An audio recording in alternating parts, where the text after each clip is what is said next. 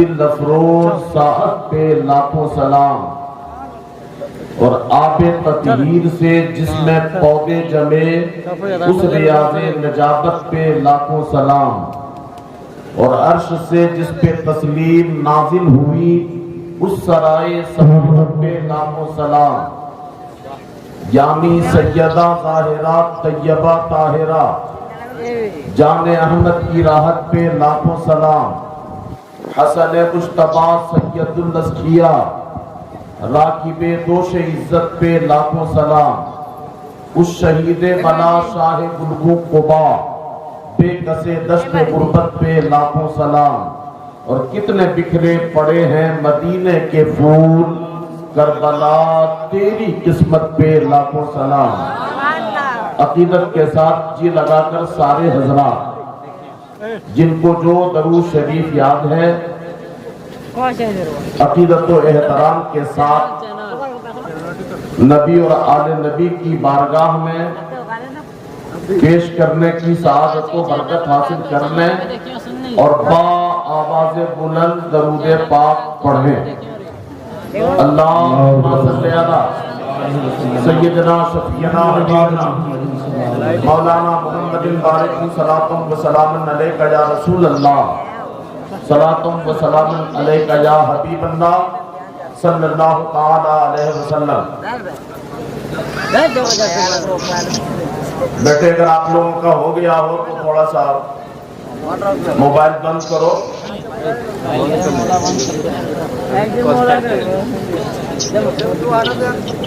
نہیں آپ لوگ کچھ مت بولو، آپ لوگ کچھ مت بولیے۔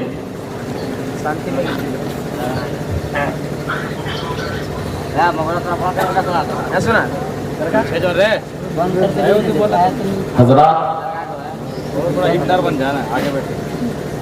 میں مبارکبادی پیش کرتا ہوں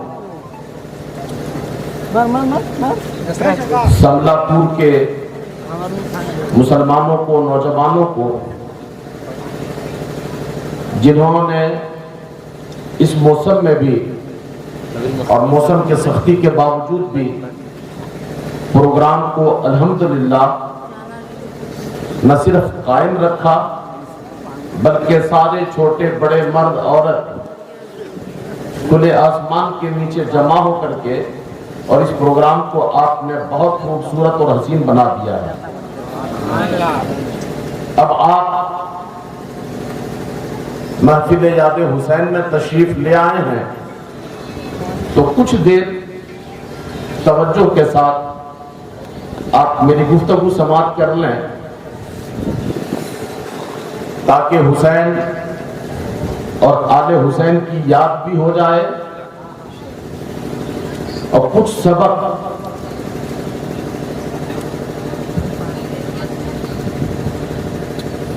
آپ یہاں سے لے کر کے چلے بھی جائیں۔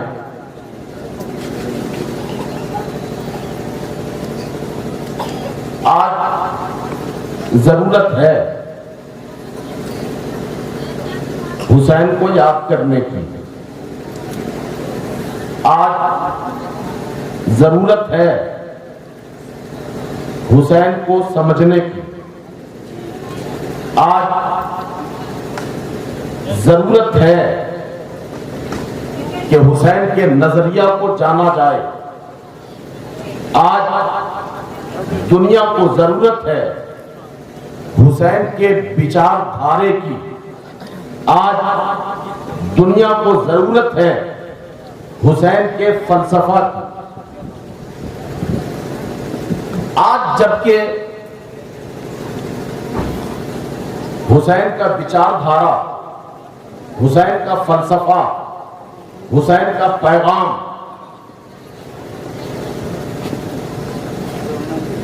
دنیا والوں کے لیے بہت ضروری ہے، ایسے میں بھی محفل میں آ کر کے اگر ہم توجہ کے ساتھ گفتگو نہ سنیں تو یہ اچھی بات نہیں ہوگی۔ سب سے پہلے تو آپ یہ جان لیجئے کہ حضرت امام حسین کون ہیں، امام حسین کا مقام کیا ہے، امام حسین کی عظمت کیا ہے، امام حسین کی شان کیا ہے۔ کسی نے بہت اچھے انداز میں صرف چند لفظوں میں کہا کہ افضل ہے کل جہاں میں، افضل ہے ساری دنیا میں گھرانہ حسین کا، افضل ہے کل جہاں میں گھرانہ حسین کا، اس لیے کہ نبیوں کے تاجدار ہے نانا حسین کا، نبیوں کے تاجدار ہیں نانا حسین کا۔ اور پل دو پل کی تھی حکومت یزید کی، پل دو پل کی تھی حکومت یزید کی، صدیاں حسین کی ہیں زمانہ حسین کا، صدیاں حسین کی ہے زمانہ حسین کا۔ حضرت امام حسین 1400 سال کا زمانہ گزر گیا، مگر 14 صدیوں میں نہ ذکر حسین میں کمی آئی، نہ یاد حسین میں کمی آئی، بلکہ ہر سال جب جب محرم کا مہینہ آتا ہے تو یاد حسین دلوں میں، یاد حسین محفلوں میں، یاد حسین بستیوں میں، یاد حسین شہروں میں، یاد حسین دنیا کے کونے کونے پہ اس قدر تازہ ہو جاتا ہے، محسوس ہوتا ہے کہ یہ واقعہ بس حالیہ کچھ برسوں کا ہے۔ ہر سال بے انتہا تر و تازگی کے ساتھ یاد حسین ہمارے پاس واپس آتا ہے، ہم ذکر حسین کرتے ہیں۔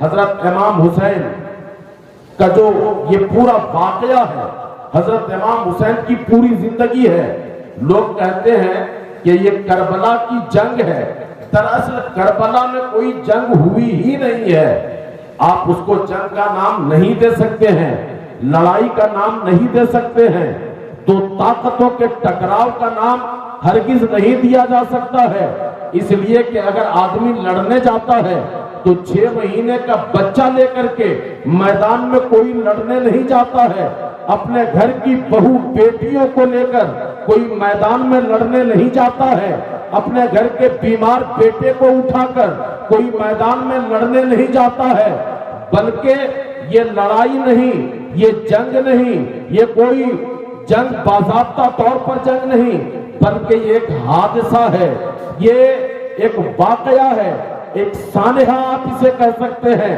تو یہ جو پورا کربلا کا واقعہ ہے، کربلا کا سانحہ ہے، حضرت امام حسین تو مدینے سے چلے تھے، مدینے سے نکلے تھے، ایک پرامن قافلہ لے کر کے نکلے تھے۔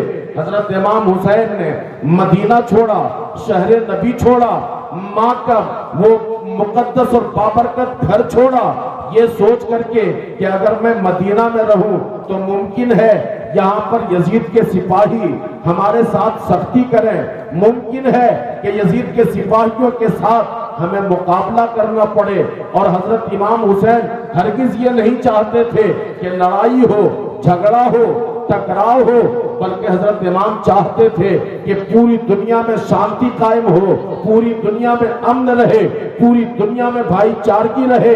یہی سوچ کر کے حضرت امام نے مدینہ چھوڑ دیا کہ ہم اس شہر میں جاتے ہیں جہاں لڑائی ناجائز ہے، جہاں جھگڑا کرنا درست نہیں ہے۔ چنانچہ مدینہ سے مکہ شریف چلے گئے، اور مکہ میں جب گئے پھر مکہ کے بعد حضرت امام حسین کربلا کی سرزمین تک آپ نے جو سفر کیا، یہ ایک پرامن سفر تھا، یہ ایک پرامن کارواں تھا جو سوئے کوفہ رواں دواں تھا، مگر حضرت امام حسین کو مجبور کر کے حالات کو اس طرح سے بنا کر کے کربلا میں پہنچایا، اور کربلا میں جب پہنچے تو دنیا نے دیکھا، دنیا جانتی ہے کہ واقعہ کربلا یہ کوئی جنگ نہیں ہے، واقعہ کربلا کوئی لڑائی نہیں ہے، بلکہ واقعہ کربلا دو وچار دھارے کا نام ہے، سانحہ کربلا دو فلسفے کا نام ہے، اور جو کچھ واقعات کربلا ہے، جو کچھ بھی کربلا میں ہوا، یہ دو فکر ہے، دو سوچ ہے، ایک فکر یزید ہے، ایک فکر کا نام حسینیت ہے، ایک فکر کا نام یزیدیت ہے۔ ایک فلسفہ یزید کا تھا، ایک فلسفہ حسین کا تھا، ایک وچار دھارا حسین کا ہے اور ایک وچار دھارا یزید کا تھا۔ یزید کا وچار دھارا تھا، یزید کا ماننا تھا، یزید کا کہنا تھا، یزید کا اعلان تھا۔ یزید کہتا تھا کہ طاقت کو مان لو، طاقت ہی سب کچھ ہے، طاقت ہی حق ہے۔ یزید کہتا تھا، یزید کا جو وچار دھارا تھا وہ یہ کہ طاقت ہی حق ہے، طاقت ہی حق ہے۔ جس کے پاس طاقت ہے حق اس کے ساتھ ہے، جس کے پاس طاقت ہے سب کچھ اس کے ساتھ ہے، جس کے پاس طاقت ہے زندگی اس کے ساتھ ہے، جس کے پاس طاقت ہے امن اس کے ساتھ ہے، جس کے پاس طاقت ہے قابلیت اس کے ساتھ ہے، جس کے پاس طاقت ہے سکون والی زندگی اس کے ساتھ ہے۔ مگر حسین کا وچار دھارا تھا کہ طاقت ہی حق ہے۔ یہ غلط ہے، طاقت ہی حق نہیں ہے بلکہ حق ہی طاقت ہے۔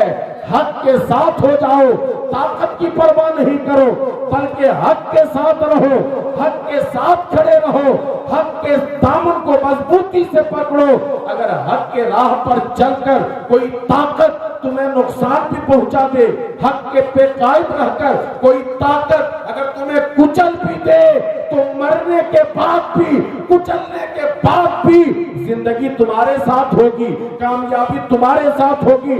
جبھی تو زمانے نے دیکھا کہ یزید تخت پر بیٹھا تھا، حضرت امام حسین میدان کربلا میں شہید ہو گئے، میدان کربلا میں حسین کا گھرانہ قربان ہو گیا، یزید بچ گیا، تخت پہ رہ کے بھی یزید پڑا ہوا تھا، حسین کا سر کٹ کے بھی نیزے پہ خدا کا کلام پڑھتا۔ اس لیے آج اس وچار دھارا کی ضرورت سب سے زیادہ ہے۔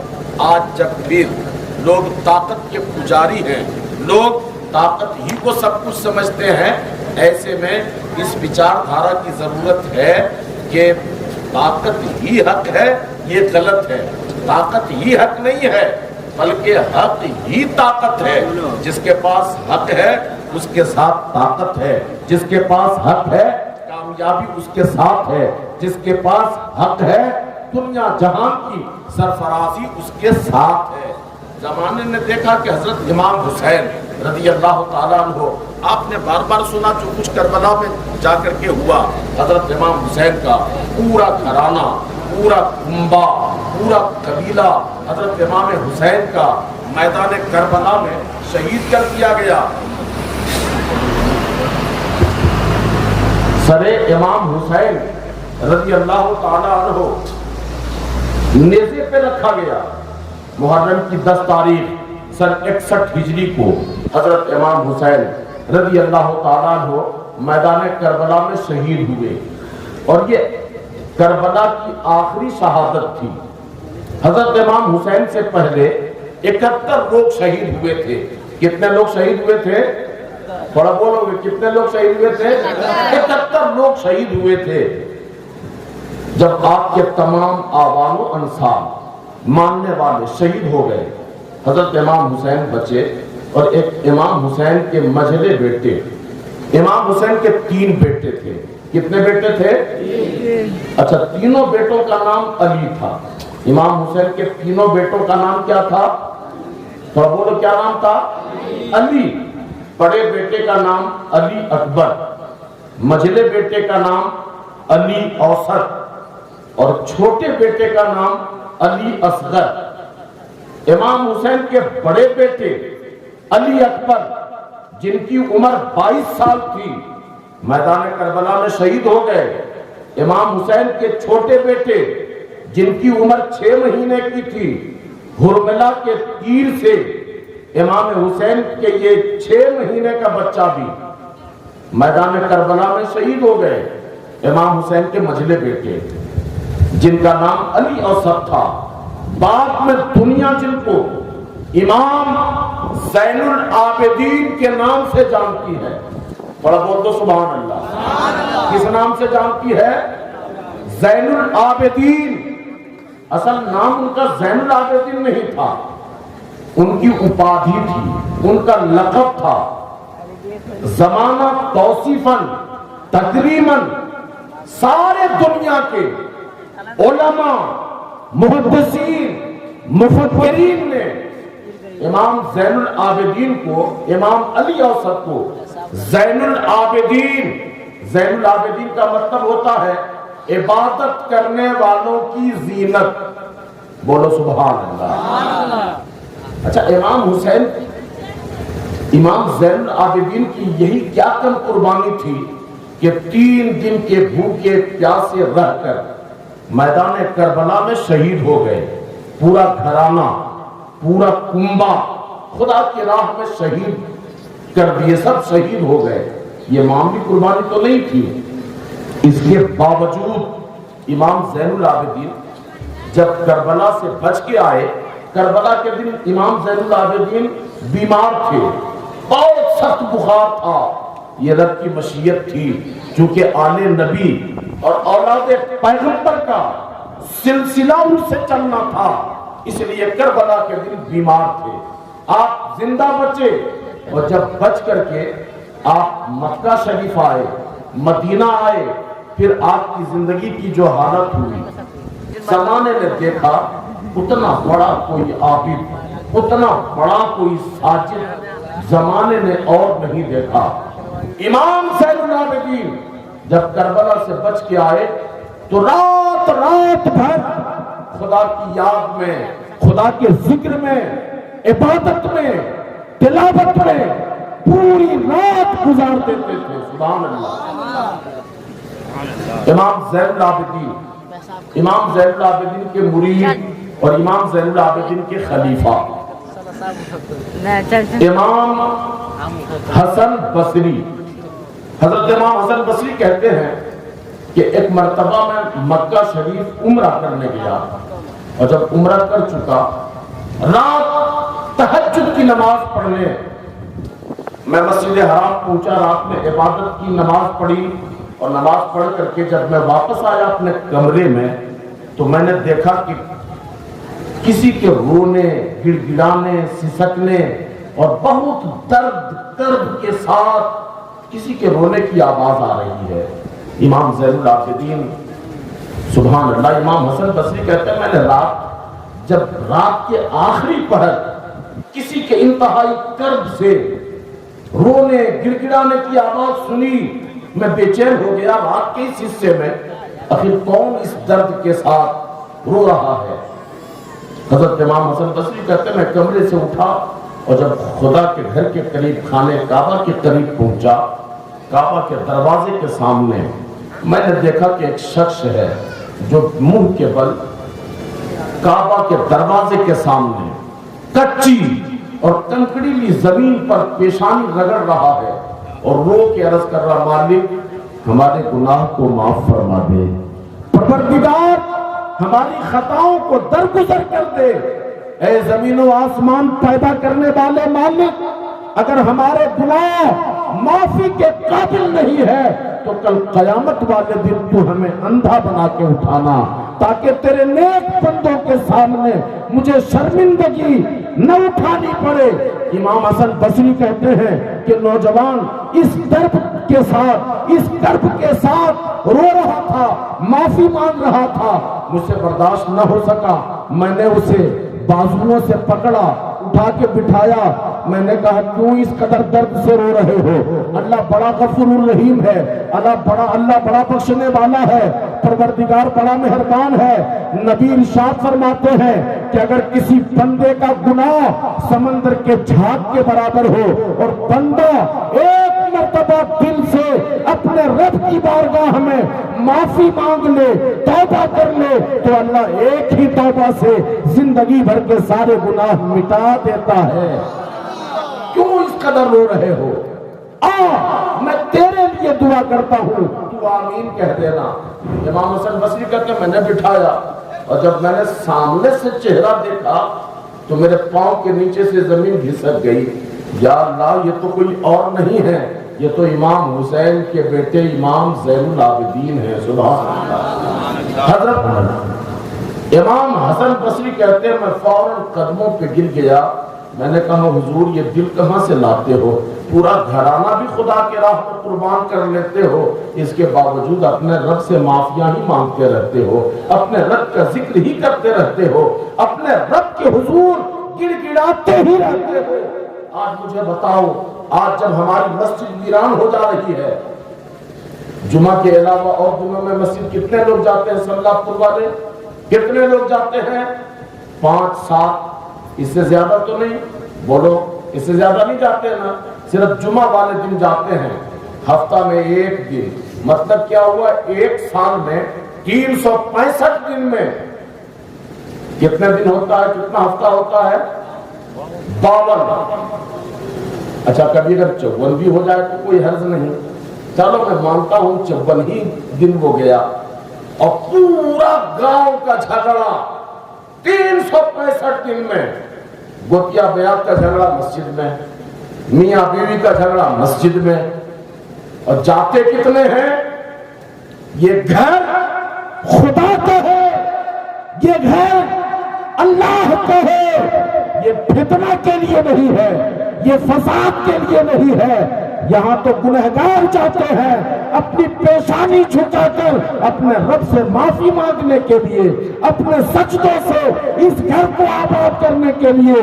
جو خدا کے گھر کو آباد کرتا ہے، خدا اس بندے کے گھر کو آباد کرتا ہے۔ اللہ، نعرہ تکبیر، نعرہ رسالت، نعرہ رسالت، مسلک اعلیٰ حضرت، مسلک اعلیٰ حضرت، نعرہ تکبیر، نعرہ رسالت۔ بہت خوب، ماشاءاللہ، سبحان اللہ۔ آج اس کی ضرورت ہے کہ نہیں؟ آج جب ہماری مسجدیں ویران ہو گئی ہیں، امام زین العابدین کے سجدے کی ضرورت ہے۔ سچا امام زین العابدین سے اور کربلا والوں سے پیار کرنے والوں کی ضرورت ہے۔ حضرت امام حسین جب میدان کربلا میں پہنچے، آپ کے جسم پر 100 سے زیادہ تلواروں کے زخم تھے، 133 تیر امام کے جسم پر پیوست تھے، امام حسین کے جسم پر 100 سے زیادہ برچیوں کے زخم تھے۔ اتنے زخمی ہو کر، اتنے زخم اٹھا کر جب امام حسین میدان کربلا میں اپنے گھوڑے جلجلاہ سے گرے، شمر آ کر امام کے سینے پہ سوار ہو گیا، اور سوار ہو کر کے جب امام حسین کے سر کو جسم سے الگ کرنے کا شمر نے ارادہ کیا، خنجر نکالا، امام حسین نے کہا اے شمر، آج جمعہ کا دن ہے، نماز جمعہ کا وقت ہے، دوپہر کا وقت ہے، دنیا بھر کے مسلمان میرے نانا کے کلمہ پڑھنے والے آج مسجدوں میں جا کر نماز ادا کر رہے ہوں گے، اس لیے مجھے پلٹ کر کے اپنی پیشانی زمین پر رکھنے دو، سجدے کی حالت میں مجھے ہو لینے دو، پھر جو تمہاری مرضی آئے وہ تم کرنا۔ امام حسین کی آواز میں اس قدر روک تھا، امام حسین کے بات اور انداز میں اس قدر دبدبا تھا کہ شمر ہٹ گیا۔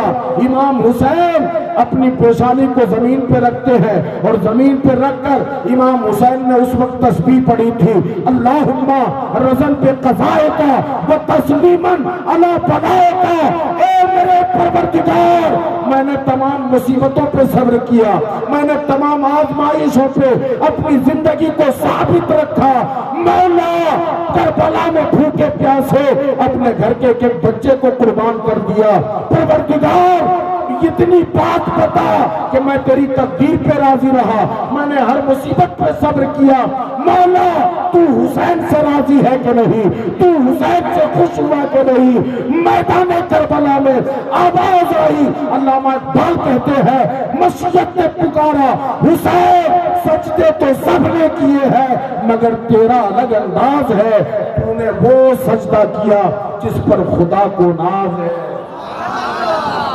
تو نے وہ سجدہ کیا جس پر خدا کو ناز ہے۔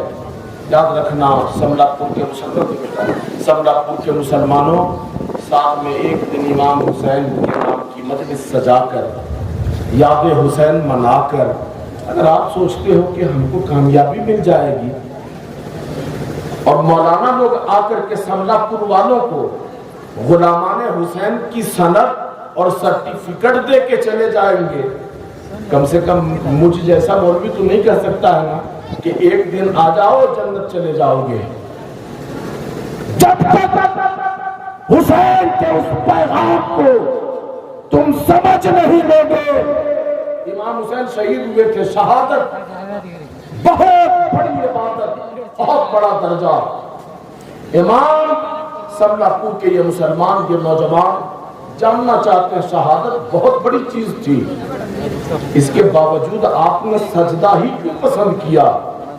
کربلا سے آواز آئے گی میں نے اس لیے سجدے کی حالت میں شہادت پسند کی تاکہ قیامت تک جب بھی میرا ذکر ہو, جب بھی ہماری بات ہو, جب بھی کربلا نظر کے سامنے آئے تو دنیا حسین کی شہادت بھی دیکھے اور دنیا حسین کے سجدے کو بھی دیکھے, دنیا حسین کی عبادت کو بھی دیکھے اور زمانہ حسین کے اس سجدے کو. اب اگر صرف شہادت ہو اور سجدہ نہیں ہو, یاد ہو اور نماز نہیں ہو تو بولو یہ مکمل ہوگا؟ بولو ہوگا؟ پڑھیں گے نا نماز؟ پڑھیں گے کہ نہیں؟ انشاءاللہ پڑھیں گے کہ نہیں؟ آج ہماری مسجدیں ویران ہو رہی ہیں. اگر یہ خدا کا گھر ویران ہو گیا نا تمہاری بستی ویران ہو جائے گی, اجڑ جائے گی.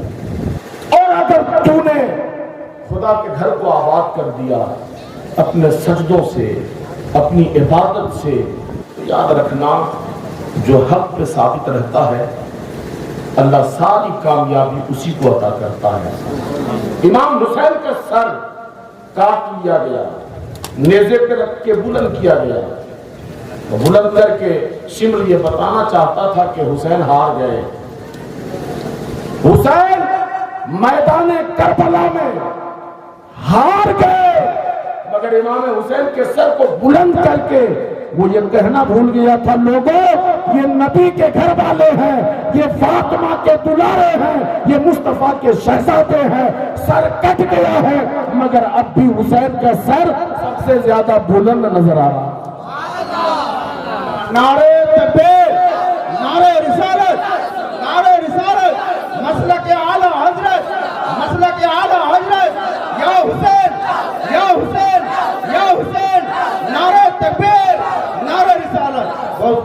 امام حسین اور شہداء کربلا کے سر. حضرت امام حسین سے پہلے جو 71 لوگ شہید ہوئے تھے ایک ایک کر کے میدان میں شہید ہوتے, اور تنہا امام حسین, تنہا امام حسین تمام ساتھیوں, دوستوں, بیٹوں, بھتیجوں کی لاش اپنے کاندھے پر اٹھا اٹھا کر کے لاتے تھے اور اپنے خیمہ کے سامنے جمع کرتے تھے. سملا پور کے درد مند مسلمانوں, اگر سینے میں دھڑکتا ہوا دل ہے نا تو ٹھنڈے دل سے سوچنا یہ یاد حسین ہے, مزہ لینے کے لیے نہیں ہے, محسوس کرنے کے لیے ہے. آپ مجھے بتاؤ کہ آپ کے گاؤں میں اگر کسی کے گھر میں جوان کی موت ہو جائے, باپ کے ہوتے ہوئے اگر بیٹا کا انتقال ہو جائے, مجھے بتانا کہ باپ سے چلا جاتا ہے قبرستان تک, جنازہ پڑھنے کے لیے باپ جا پاتا ہے؟ سارے رشتہ دار مل کر کے بازو پکڑ پکڑ کے لے کے جاتے ہیں, لے کے جاتے کے لیے. بولو اگر گھر میں ایک جنازہ ہو جائے باپ سے 10 قدم نہیں چلا جاتا ہے. باہر امام حسین کی ہمت, باہر حسین کی شجاعت و بہادری. تنہا حسین ہے, جوان بیٹے کی لاش کاندھے پہ اٹھا کے رکھ رہے ہیں, 6 مہینے کے بیٹے کی لاش اٹھا کے خیمے پہ لا رہے ہیں, بھتیجوں کی لاش میدان کربلا سے تنہا اٹھا کے خیمے کے پاس لا رہے ہیں. 71 لاشوں کو, وہ بھی کوئی دوسرے تو نہیں تھے نہ گھر کے تھے, یا تو بھتیجے ہیں یا بھائی ہیں یا بیٹے ہیں یا بھانجے ہیں. ایک ایک لاش کو امام حسین نے ہمت, بہادری اور جمع مردی کے ساتھ اٹھا کے لا کے اپنے خیمے کے سامنے جمع کیا. اور جب امام حسین شہید ہو گئے یزیدیوں نے امام حسین کے سر پہ قبضہ کر لیا, اور جدھر امام حسین کے خیمے لگے تھے جب یہ لوگ یزیدی ادھر گئے